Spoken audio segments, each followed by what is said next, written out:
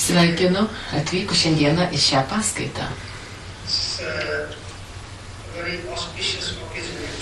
Labai tartina proga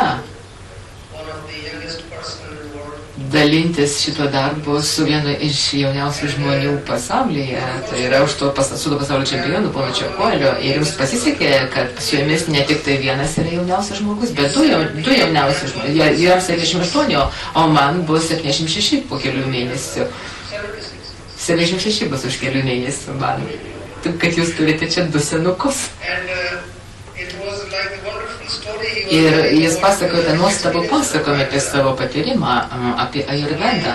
Taigi aš tik taip po to suvokiau, išklausęs šito pasakojimą, kad ponas Čekuolis yra ne tik tai jaunas ir gražus kaip ir aš. Jis taip pat dar yra ir protingas, kadangi jis suprato, jam pavyko suprasti visą Ajurvedos esmę ir per savo pasakojimą jis tai pateikė. Ir jeigu jūs prisimenate, jis pasakė vieną nuostabų dalyką, jis sakė, kad Ajurveda yra kažkas tokio, ką reikia tiesiog pritaikyti savo. Ne tai, kad tik tai išgerti tabletę, tačiau tai turi būti jūsų gyvenimo būdas. Reikia laikytis šiek tiek ir dietos ir visą tai kartu yra be galo svarbu. Šiandienos tema yra kažkas tokio, kas irgi kalba apie, šiek tiek apie tą temą, kurią mes vadiname taip pat apie mūsų intelekto.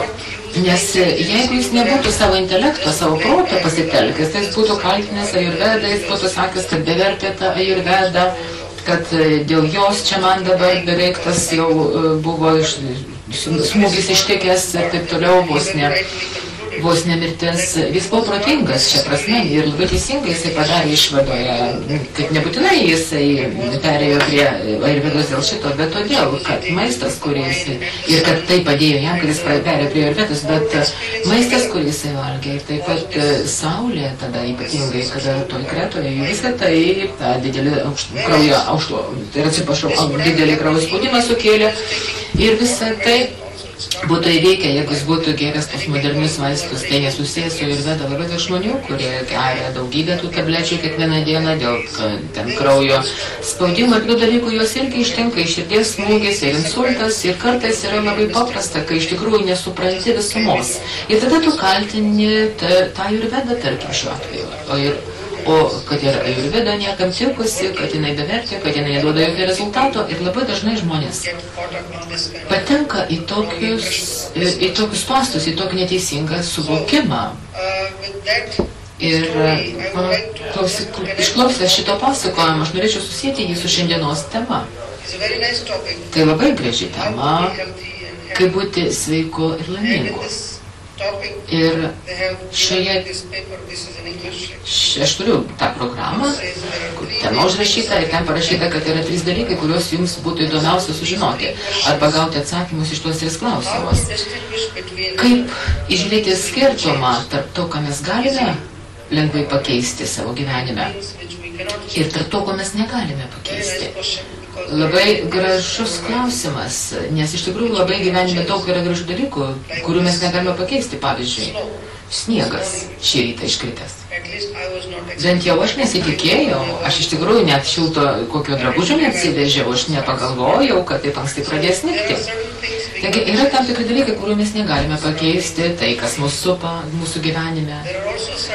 Yra taip pat kai kurie dalykai, kuriuos mes lengvai galime pakeisti. Tai visų pirma, šiandieną mes norėtume ir pakalbėti apie tai, kaip mes galime, arba turime žiūrėti tą skirtumą tarp tų dalykų.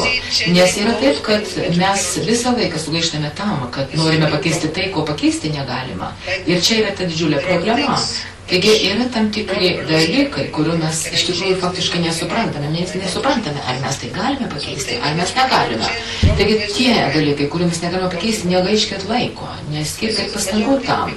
Dauguma žmonių dėja stengiasi ir kada tampi sveikesnis ir laimingesnis, stengiasi pakeisti išorinę aplinką, klimatą ir taip toliau. Ir jeigu labai šalta, mes tada šildytuvus įsijungiame, kad kambarys būtų šiltesnis. Jeigu labai karšta, mes galime pasinaudoti oro kondicionieriais, kad būtų kitaip. Taigi mes visą laiką užsiėmė visos technologijos, visi moksliniai tyrimai. Jūs turbūt tai suprantate ir suprantate vis labiau, kad mes stengiamės pakeisti tai, kas mus supa, tai yra išorė.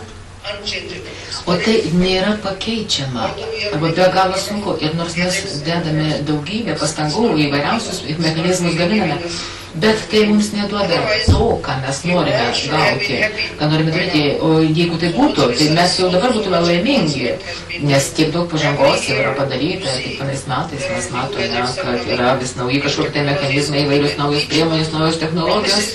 Ir viso žada, kad dabar jau tikrai būsi laimingas, turėdamas visą tai. Ir kada žiūrėjai visą įvairiausią reklamą, žiūrėjai per televizorių, visi žada, kad tai yra geresnė formulė, kad tai yra naujas dalykas, kad tas visus tau jūsų rūpesčius atims iš jūsų visą stresą panaikins ir tu būsi laimingesnis. Tačiau rezultatai yra atvirkšti. Jeigu jūs pažiūrėsite į tas apklausas, kurios atlieka bet kurios šalies sveikatos ministerijos, netgi ir Indijoje, mes matome, kad vis daugiau ir daugiau žmonių jaučiasi nelaimingi. Lygų vis daugiau, diabetų daugiau, serga daugiau, nuo kraujo spaudimo kenčia daugiau, širdies ligų, taip pat ypatingai mentalinis stresas, protinis stresas labai daug, taip pat labai daug vėžio. Tai reiškia, kad kažkas yra negerai, mes netampame laimingesniais, nes mes kažką netaip darome, o tas kažkas negero, kažkas netaip. Yra tai tas, kad mes sutelkime visą savo pastangas, visą savo laiką į tai, kad mes pakeistume tuos dalykus, kurių negalima pakeisti. Dabar, kai mes tengiamės jau į mėnulį nuskristi, raketa buvo paleista į mėnulį, kad būtų galima įsiaiškinti, kas ten yra, sakykime, ten yra vandens ir taip toliau. Kiek daug pastangų yra dedama pakeisti išorę, stengiantis pakeisti pasaulio struktūrą ir sandarą. Tai, kaip tas pasaulis buvo sudarytas, mes stengiamės įsikišti į tai, kartais mes stengiamės tokį didelį smūgį, kokį tai suduoti, sakykime, buvo eksperimentas prieš keletą mėnesių atliktas.